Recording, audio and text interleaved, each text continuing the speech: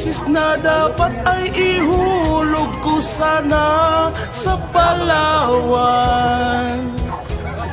Aking pinusta sa manok na pula, mukhang tatama yan, nagsimula ang salpukan.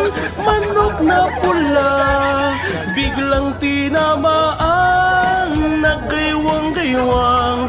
Sa isang iglap lang ako'y kinabahan, hindi nakatayo, patay na puruhan.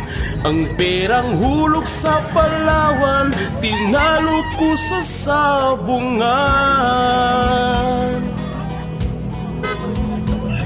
Nung umuwi sa may bahay, ako'y matamlay.